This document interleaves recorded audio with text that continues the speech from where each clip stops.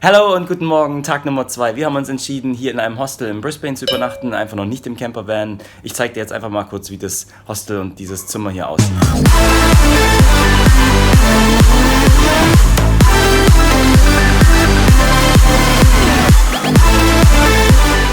Also wenn man reinkommt, wir haben uns ein 4-Bettzimmer geholt.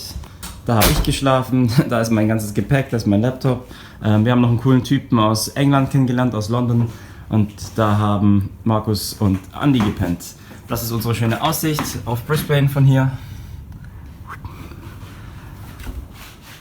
Dieses Zimmer ist eigentlich ziemlich luxuriös für ein Hostel, weil man hier ziemlich viel Platz hat. Wir haben sogar eine eigene Dusche.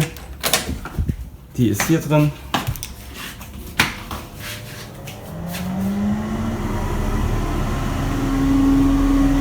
Und wir haben eine eigene Toilette, was eigentlich sonst nicht so üblich ist für Hostels. Normalerweise tut man sich das immer teilen auf einer Ebene. Wir sind aktuell in dem Bunk Brisbane, das ist ziemlich nah am Zentrum gehalten. Also wenn du hier nach Brisbane möchtest, um dann einfach unterwegs laufen zu können in die Stadt, dann kann ich dir das Hostel empfehlen. Wir haben jetzt für das 4-Bettzimmer $108 gezahlt, haben einen Rabatt bekommen, weil ich eine Karte habe. Einen Moment. Die da. Hostels Australia, da kriegst du dann für alle Hostels, die daran teilnehmen, $3 Rabatt pro Nacht. Die lohnt sich auf jeden Fall zu holen. Und dann, wenn du hier in dem Hostel drin bist, bekommst du so eine Karte und dann geht die Tür auf.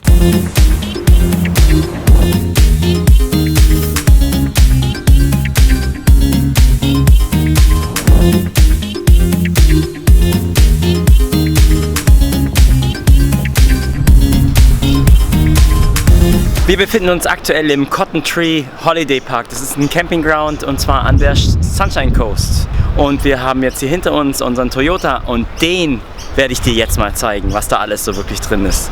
Also, komm mal mit. Wir haben ein Spülbecken, wir haben hier unsere Küche mit Mikrowelle und einem Kühlschrank. Kühlschrank natürlich das Allerwichtigste, ist schon gefüllt mit Bier und Käse und Eiern. So, wenn man reinkommt ins Fahrzeug, dann findet man hier das erste Bett, wo 2 dran schlafen können, weil das Auto ist ausgelegt für 4 Leute. Und hier oben kann man das dann ausziehen und da kann dann auch nochmal theoretisch 2 Leute schlafen, also für 4. Was richtig, richtig cool ist, aber dazu hole ich jetzt die GoPro, die ich schon da aufgestellt habe, um euch das besser zu zeigen. Was richtig, richtig cool ist, ist, dass man hier drin stehen kann. Das heißt, wenn man kochen möchte, kann man natürlich sich hier hinstellen, kann drin arbeiten. Wir haben das Auto komplett ausgestattet bekommen, aber ich zeige mal kurz, wie das aussieht mit dem Herd. Das ist der Herd. Das ist ein Gasherd, sogenanntes LPG-Gas. Da haben wir unsere Gasflasche außerhalb vom Auto. Das können wir auffüllen. Eigentlich an vielen Tankstellen die Möglichkeit, dein Gas aufzufüllen. Da würde ich dir sowieso empfehlen, hol dir die App Campermate. Die kannst du nämlich für Australien, Neuseeland echt gut verwenden, nicht nur um Campingplätze zu finden, sondern du kannst da sogar Duschen finden, du kannst Toiletten finden, öffentliche Toiletten, du kannst kostenlose Parkplätze, also Campgrounds finden und natürlich auch LPG-Cars dir anzeigen lassen. Und warum ich die App richtig cool finde, ist, weil du Kommentare und Bewertungen abgeben kannst. Du kannst dir also die Kommentare der anderen Traveler durchlesen und rausfinden, ob irgendeiner der Spots irgendwie komisch war oder echt cool war oder zu teuer und wie auch immer. Es ist natürlich noch eine zweite Batterie hier hinten drin, mit der wir jetzt quasi, wenn wir auf einem Campground sind, laden können. Dazu haben wir dann hier diese Anzeige. Das zeigt uns an, wie voll unsere Batterie ist. Normalerweise sollten wir 2 Tage damit auskommen und dann müssen wir sie wieder laden. Wir haben hier unsere verschiedenen Switches. Das ist zum Beispiel das Licht, was hier dann auch eingebaut ist, wo man ein- und ausschalten kann. Da haben wir ein paar hier hinten drin. So, dann haben wir eine Wasserpumpe. Wir haben einen 75 Liter Wassertank, um dann auch hier drin nutzen zu können. Dann haben wir natürlich den Kühlschrank, der eingeschaltet ist. Und das hier ist einfach nur unser Power Outlet und das ist der hier. Das heißt, wir können verschiedene Sachen laden, aber nur, wenn wir draußen angeschlossen sind. Was gibt es denn hier oben noch? Hier haben wir einfach Tassen und Gläser, die geschützt sind durch einfach, dass sie nicht rausfallen können. Was ich gerade vorhin schon gezeigt habe, sind diese Knobs, die man einfach reindrücken kann. Dann auf der anderen Seite einfach ein bisschen Utensilien, sowas. Wir haben jetzt schon alles vollgestellt mit unserem Essen und der Nahrung. Hier haben wir unsere Teller und sogar einen Toaster. Einfach verschiedene Töpfe und Pfannen. die wir nutzen können. Und dann natürlich unser Besteck ist hier. Also ich muss sagen, es ist echt richtig cool eingerichtet. Wir haben hier hinten einen Tisch, wir haben Campingtisch und Campingstühle mit dabei. Was uns jetzt leider fehlt, ist uns aufgefallen heute, es ist nicht super schlimm, aber wäre bei viel Sonne natürlich cool. Hier jetzt keine Markise, also wir haben keine Abdeckung, um uns Schatten zu geben. Und auf dem Spot hier gibt es jetzt keinen Baum. Das heißt, in der prallen Hitze ist es ein bisschen unvorteilhaft, dass wir da jetzt nichts haben. Das würde ich mir vielleicht noch bei denen wünschen. Ansonsten finde ich die Größe, den wir jetzt hier haben, echt genial.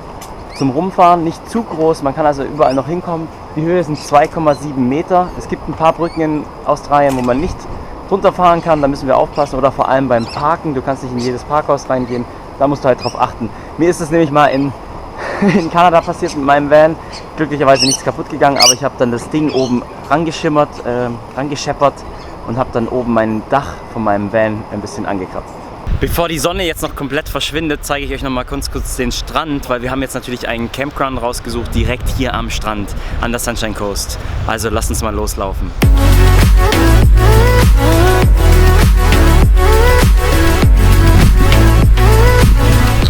Das da ist übrigens ein Barbecue, da kann man sich hinhocken. Wir haben gerade hier dann den Sonnenuntergang, der dann runtergehen wird, aber ich zeige euch jetzt mal noch den Strand.